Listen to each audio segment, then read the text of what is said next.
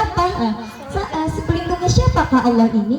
Allahu waliyul ladzina amanu, yaitu orang-orang yang beriman. Kalau kita beriman, pasti pelindung kita adalah Allah Subhanahu wa ta'ala. Nah, ini di sini ada kata waliyun.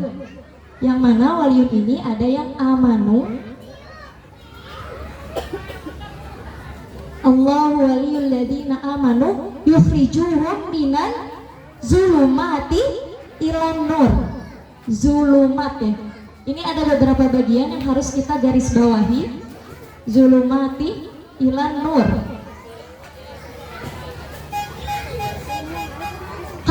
Kalau mendengar kata zulumat dan nur sudah jelas ya, yang mana yang buruk, yang mana yang salah.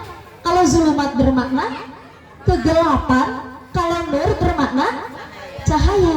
Jadi Allah adalah pelindung yang mengeluarkan kita dari kegelapan menuju cahaya, dari kesesatan menuju kebenaran, dari kebodohan menuju kecerdasan, kepintaran, dari yang tidak tahu menjadi tahu, dari yang tadinya miskin jadi kaya, dari yang tadinya sakit menjadi sehat. Nah, ada yang harus kita perhatikan di sini, bahwasannya ada kata-kata zulumat. Ada nggak ya teteh-teteh, mbak-mbak, neng-neng, yang ibu-ibu yang bermana ibu zulumat? Nggak ada ya? Ada di sini ibu-ibu yang memiliki nama ibu zulumat? Saya kasih uang 1 juta kalau ada. Tapi nauzubillah ya, amit-amit, masa namanya petang ya, petang gelap gitu ya, gelap maghrib.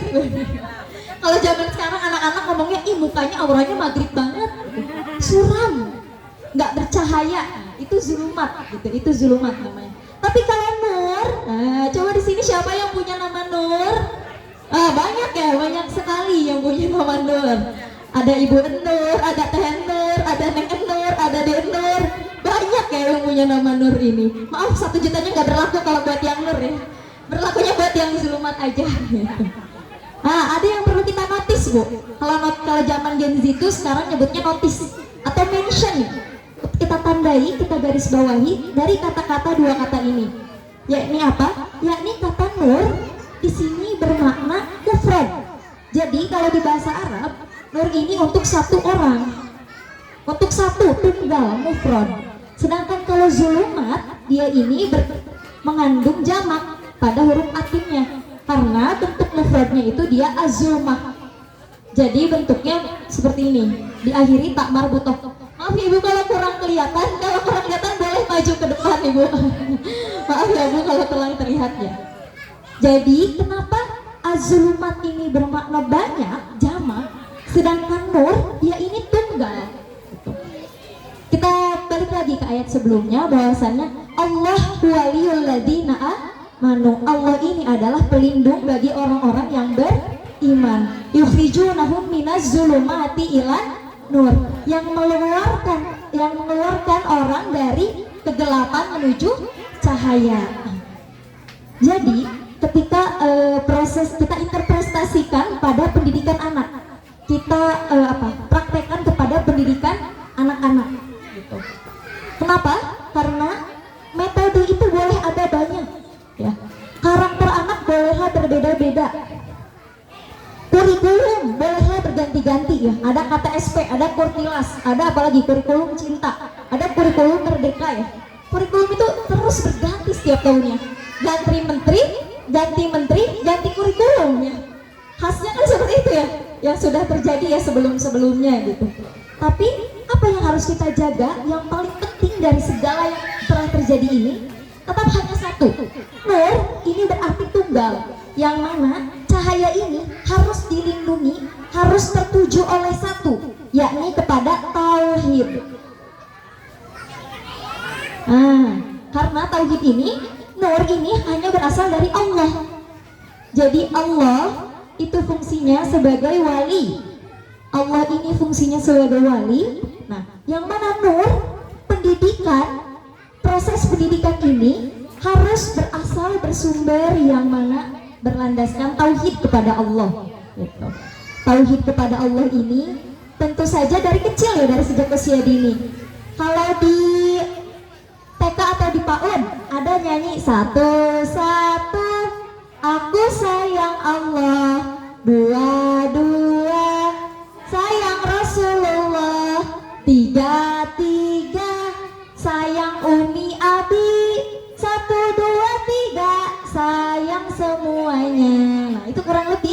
memasukkan anak ke alam bawah sadar bahwasanya tauhid kepada Allah ini penting, cinta kepada Nabi sebagai tauladan agar anak tidak mudah tersesat ya ketika mencari idola, dan orang tua lah sebagai wali terdekat.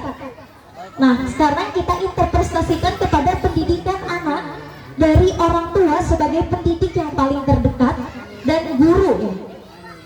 Jadi bentuknya ini bisa kita kembalikan kepada orang tua dan guru. Orang tua yang melahirkan ya secara zahir terikat dengan anak, dan guru terikat untuk membimbing anak gitu. Nah, bagaimana pola pendidikan itu harus sesuai dengan ajaran tauhid ini agar apa? Agar nurnya ini sampai, agar tidak kembali kepada zulumat gitu. Kita lanjutkan ayatnya ya. Yukhrijunahum minaz-zulumati ilan nur. Ayat selanjutnya, walladzina kafaru awliya'uhum tagutu yukhrijunahum minan nuri ila zulumat. Yang mana orang-orang kafir itu sebagaimana seperti togut. Apa yang terlintas ketika tersebut nama togut? Apakah togut itu harus menyeramkan? Apakah togut itu harus seram? Apakah togut itu harus dajjal, besar, bermata satu, keriting, kakinya miring? Apakah togut itu harus iblis atau setan? Atau harus membawa rudal dan senapan dan membunuh anak-anak kami? Tentu tidak ya Bu ya. Togut di sini adalah togut yang berupa krisis identitas. Banyak anak-anak sekarang ini yang mengalami krisis identitas, bahkan dia tidak tahu aku ini laki-laki atau perempuan. Na'udzubillahimin dzalik, sejauh itu. Aku tidak tahu aku ini harus kemana arahnya. Itu bentuk dari togut, itu bentuk dari zulumat. Nah, togutnya ini bisa yang kita temui sehari-hari, yakni layar 24 jam non-stop tidak terpantau, tidak tahu apa yang masuk ke memori anak, apalagi anak alam bawah sadar kan usia 0 sampai 5 tahun ya. Usia sebelum masuk SD ya, prasekolah dasar, itu kan usia emas ya, golden age, terbentuknya intelektual ya, terbentuknya IQ anak gitu. Jadi inilah momen-momen emas gitu. Jangan sampai kita terebut oleh togut, yang mana kalau sudah terebut oleh togut, na'udzubillah min dzalik, jatuhnya adalah zulumat. Padahal anak itu fitrahnya untuk menerima nur, untuk menerima cahaya. Tapi amit-amit kalau kita kecolongan masuk ke togut, togutnya itu nggak perlu murtad, togutnya itu nggak perlu terang-terangan masuk ke agama lain. Togut itu mendekati kita secara pelan-pelan dan tidak terasa. Rasanya itu begitu halus sampai kita tidak menyadari. Lewat idol-idol yang mereka sukai, lewat figur-figur, public figur yang entah bagaimana asal usulnya, kepercayaannya siapa, ternyata penganut sekte ini, penganut sekte itu. Kan na'udzubillah min dzalik, kita tidak sepenuhnya 24 jam melihat apa yang dia scroll, apa yang dia tonton, apa yang dia konsumsi untuk nutrisi otaknya. Itu bagian dari togut, itu bagian yang akan menjerumuskan kepada zulumat, dari nur kepada zulumat gitu.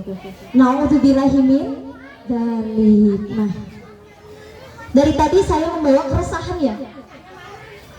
Keresahan ini makin membuncah ketika mendengar berita ada yang terlewat di scrollan reels atau YouTube short atau TikTok FYP-nya mungkin, yang ada tentang berita ibu di suatu pulau di seberang sana, seorang anak kecil berusia 10 tahun.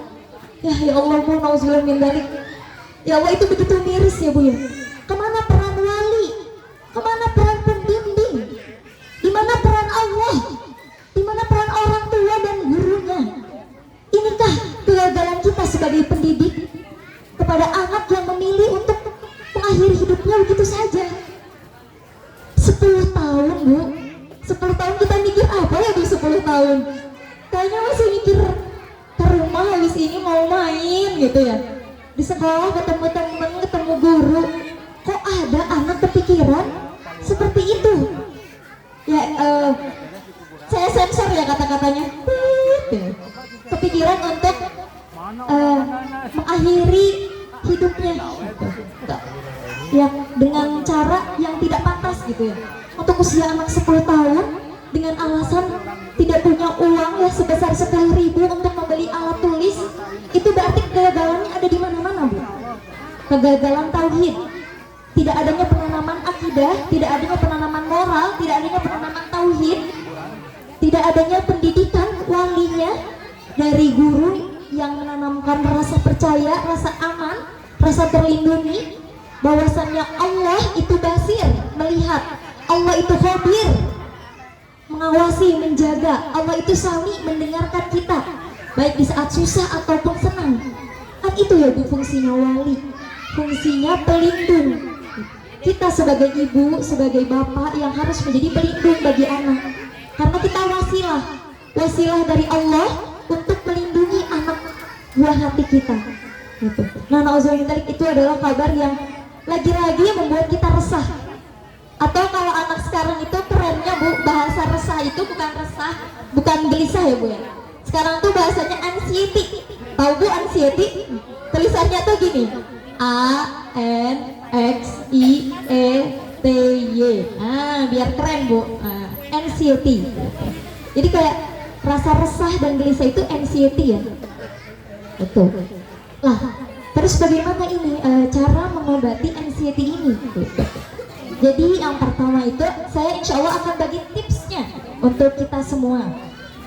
Jadi yang pertama itu ada dengan bizikrillah, dengan cara zikrullah, mengingat Allah, yang mana berbunyi di Quran surat Ar-Ra'd, a'udzubillahi minasyaitonirrajim, bismillahirrahmanirrahim, alladzina amanu wa tatma'innu qulubuhum ala bidzikrillahi tatmainnul qulub, yang artinya yakni orang-orang yang beriman yang hatinya ini tenang. Nah, bagaimana cara tenangnya? Langsung dijawab sama Allah. Ala bidzikrillahi tatmainnul qulub. Ingatlah, hei manusia, hei hamba-hamba yang pernah aku ciptakan, ketenangan hati itu gak usah dicari kemana-mana, gak usah healing sana sini, gak usah dicari kemana-mana. Ketenangan hati itu hanya ada dengan bizikrillah, dengan mengingat Allah, maka hati akan menjadi tenang. Ala bizikrillahi tatmainnul qulub. Hanya dengan mengingat Allah lah hati akan menjadi tenang. Nah, itu Ibu. Jadi untuk mengobati rasa anxiety kita, rasa resah kita, kembalikan semua kepada Allah. Karena walaupun kita walinya anak, walaupun kita pelindungnya anak, ingat kita juga masih punya wali kok gitu. Kita masih punya wali, yaitu Allah Subhanahu wa Ta'ala. Kita ini hanya wasilah untuk mendidik anak. Adapun hasilnya itu insya Allah nanti Allah yang akan mendidik, Allah yang akan membantu kita untuk memintarkan, untuk mencerdaskan, untuk menenangkan karakternya gitu, untuk memajukan bakat-bakat dan minatnya. Kita hanya perlu mengarahkan. Selebihnya insya Allah Allah yang akan membantu itu prosesnya. Itu. Jadi yang pertama adalah dengan zikir. Yang pertama adalah dengan zikir, karena dengan zikir hati akan menjadi tenang gitu. Zikir itu kalau di pohon ibaratnya itu akar. Zikir itu ibaratnya itu akar. Yang mana akar itu seperti apa? Nutrisi ya, nutrisi. Tanpa zikir hati kosong. Tanpa zikir, tanpa mengingat Allah, apalah artinya segala kegiatan yang kita jalankan? Dengan zikir, beres-beres rumah, sasapu, ngepel, itu akan bernilai ibadah karena ada nutrisinya, karena ada akarnya gitu.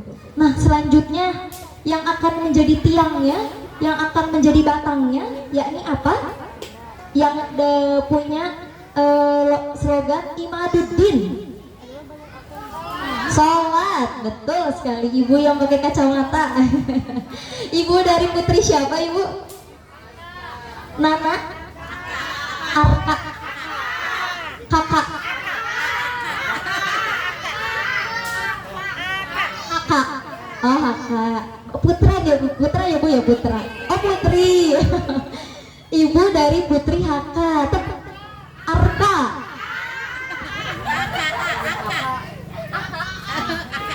Aka aja, oh Aka aja ya. Tepuk tangan dulu untuk Ibu Aka. Ya betul. As-sholatu imaduddin. Sholat itu adalah tiang agama. Nah kalau tadi ya zikir itu diibaratkan seperti akar yang menancap sampai ke dalam-dalam tanah. Wah akar itu kan pernah tuh gali pohon yang akarnya itu berserabut kemana-mana. Nah, ketika akarnya itu kuat, pasti batangnya juga akan kokoh ya, akan kokoh, akan tinggi, akan kuat gitu. Kayak pohon apa? Pohon beringin ya. Bahkan akar itu sampai keluar kalau ke pohon beringin. Nah, sholat ini diibaratkan seperti batangnya yang berdiri tegak gitu. Nah makanya ketika sholat kita baik, maka insya Allah hidup kita Allah yang akan perbaiki. Jadi perbaiki sholat, insya Allah Allah yang akan memperbaiki hidupmu. Nah inilah obat dari rasa-rasa tadi bu. Nah, tadi yang pertama ada zikir, yang kedua ada sholat. Sekarang yang nomor 3, jadi ada 3 poin. Yang terakhir di sini adalah setelah sholat ad-doa. Kalau sholat imaduddin, kalau zikir itu tatmainul qulub. Kalau doa itu adalah ad-doa umukhul ibadah. Kata Rasul, ad-doa umukhul ibadah. Doa itu adalah pokoknya ibadah. Itu doa itu adalah pokoknya ibadah. Sekuat-kuatnya, tanpa adanya pokok, tanpa adanya buah, tanpa adanya getah gitu. Apalah daya ya bu ya. Ibadah tanpa doa itu artinya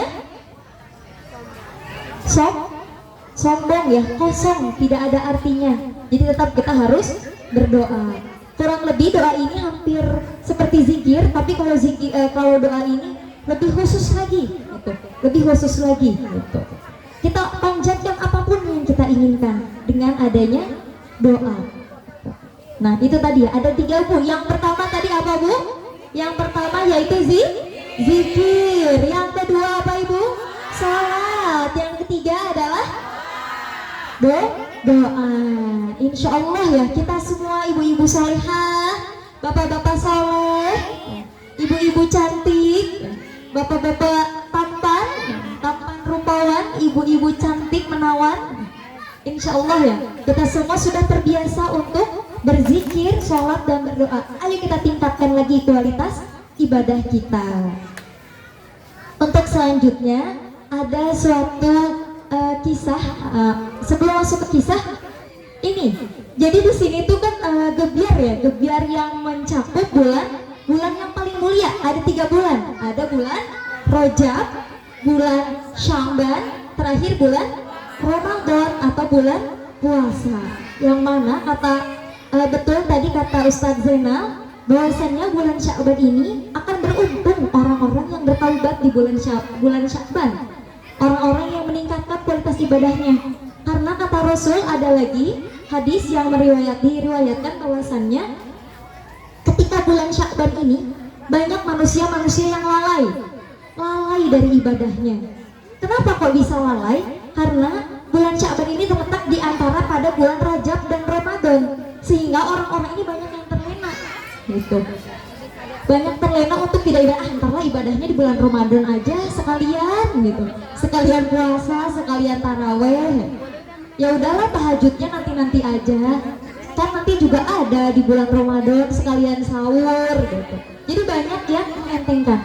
Nah maka akan beruntung sekali orang-orang yang sudah lampu. Matiin dulu kipas. Kipas di jero itu. Kipas udah. Itu dia tuh udah benten ini itu. Dia. Dia disalahin mati tuh. Dia dipikir. Dari sini dipikir mati. Lanjut tuh. Minum dulu. Ya. Basah dulu, Bu. Ya, betul. Jajan dulu. Ini tuh.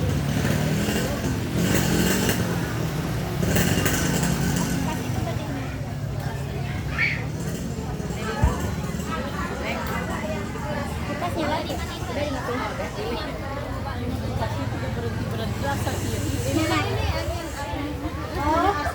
Terus lanjut ibu, lanjut ibu ya, lanjut. Masya Allah masih semangat. Padahal matahari makin meninggi nih, makin panas nih. Ternyata semangatnya malah makin membara. Alhamdulillah. Nah, tadi dari bulan Sya'ban tadi ya, itu ujian. Jadi ketika kita semangat, ketika kita ini semakin baik ibadahnya, kita termasuk dari golongan-golongan yang muflihun, golongan orang yang qad aflaha gitu. Aflaha itu bermakna beruntung. Ketika dikasih qad itu pasti beruntungnya tuh. Lah kalau Allah udah bilang pasti, ya pasti akan terjadi, tidak mungkin tidak terjadi gitu. Pasti akan beruntungnya. Maka mari kita jaga, mari kita tingkatkan iman kita. Mumpung Ramadan masih tinggal berapa hari lagi Bu? Ada yang hitung Ramadan berapa hari lagi? 1 minggu, 10 hari ya, kurang lebih segitu ya. Sekitar kemarin itu tanggal 2 Februari itu kan nisfu Sya'ban nih, nisfu Sya'ban. Ya ini hari ketika catatan amal kita ini dikumpulin ya ke Allah gitu. Jadi catatan amal kita itu dikumpulkan kepada Allah gitu. Jadi kurang lebih ya kita bisa lah merayakan nisfu Sya'ban ya. Karena Isra Mi'raj sudah lewat, bulan Rajab sudah habis, sudah masuk ke bulan Sya'ban ya. Kurang lebih kita merayakan nisfu Sya'ban yang 4 hari yang lalu ya, berarti kurang lebih gitu. Insya Allah 11 hari lagi atau 10 hari lagi kita akan memasuki bulan Ramadan gitu. Nah, selanjutnya ini ada sebuah kisah Ibu. Saya mau nambahin sebuah kisah sedikit saja. Yang mana ini kisahnya itu dari Imam Al-Busiri. Imam Al-Busiri ini merupakan seorang yang ulama yang beliau ini sakit. Qadarullahnya ini beliau ini sakit lumpuh beberapa bagian badan ini tidak bisa digerakkan. Tapi beliau ini merupakan seseorang yang giat menuntut ilmu dan sangat mencintai Rasulnya. Jadi beliau ini memiliki beberapa nadong-nadong yang isiannya pujian-pujian untuk Rasulullah.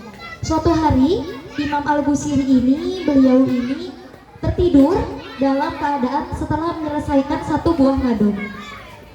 Yang mana di mimpi itu beliau ini menyaksikan langsung Rasulullah SAW dalam mimpinya, datang di dalam mimpinya, dan beliau ini membacakan nadongnya.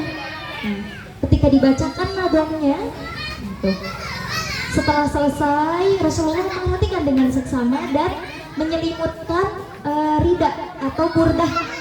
Ibu tahu burdah? Itu tuh seperti selendang atau selimut gitu, kain itu bisa berupa jubah, selendang, pokoknya kain yang besar. Diselimutkan kepada Imam Al-Busiri gitu. Diselimutkanlah kepada Imam Al-Busiri. Seketika beliau itu bangun dari mimpinya karena kaget ya didatengin sama Rasulullah. Siapa yang gak kaget ketika Rasulullah ini datang gitu. Dan ketika bangun, qadarullahnya, masya Allahnya adalah seluruh tubuh beliau yang lumpuh, yang tidak bisa digerakkan, itu sembuh total Ibu, sembuh total, gak ada penyakit sedikit pun gitu. Nah yang mana sholawat burdah ini ya diyakinin, dipercaya bahwasannya insya Allah dengan wasilah kepada Imam Al-Busiri sebagai pengarang dan kepada Rasulullah SAW, yang mana syafaat atau pertolongan Allah itu diwasilahkan kepada beliau Nabi Muhammad. Mari kita sama-sama menyanyikan sholawat burdah. Mau ya Bu ya? Mau. Yang mana insya Allah sholawat burdah ini Allah jadikan kita, Allah lapangkan hati kita, Allah tenangkan ya, Allah tenangkan, Allah luaskan kesabaran, luaskan keikhlasan ya. Semoga dengan sholawat burdah ini anak-anak kita, putra-putri kita disolih dan solihahkan. Mari kita berdiri Ibu dan Bapak sekalian sebelum menutup pengajian hari ini.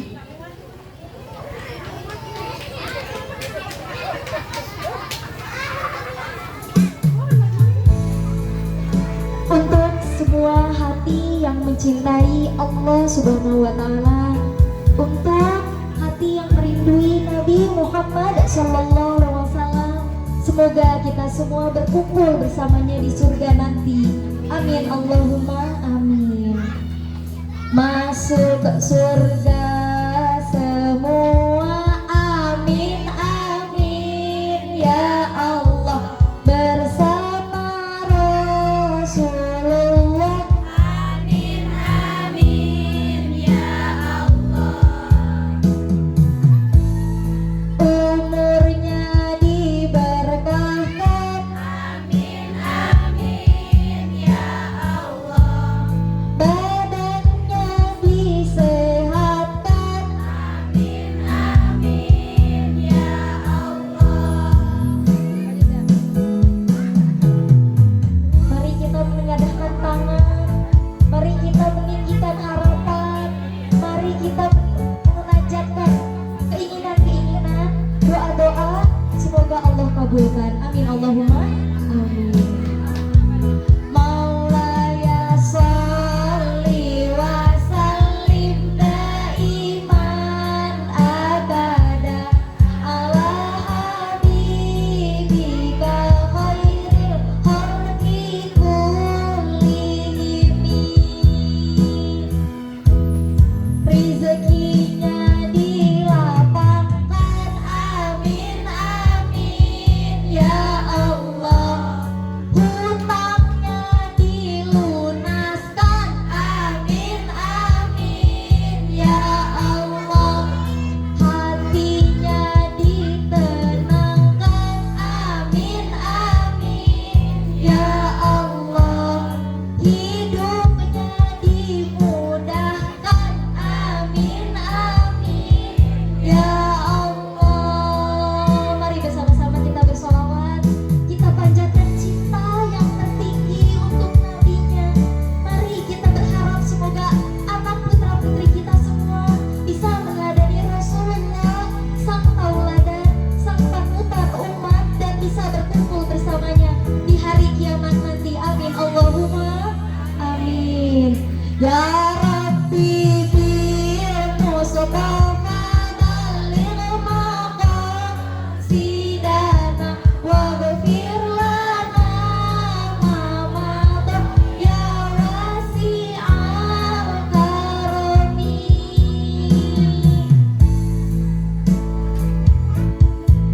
Atuhu li kulli haulin mina ahwali muqtahimi. Sayangi ibu kami, amin amin ya Allah.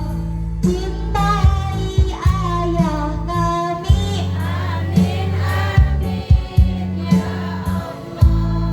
Lindungi anak kami, amin amin ya Allah. Solihahkan mereka, amin amin ya Allah. Jagalah anak kami, amin amin ya Allah. Kabulkanlah doa kami, amin amin ya Allah.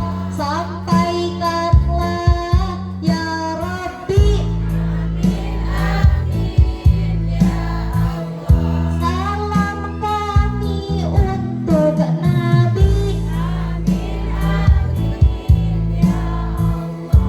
Ikatkanlah ya Rabbi, amin amin ya Allah. Jiwa hati cinta kami pada Nabi Muhammad. Amin Allahumma amin.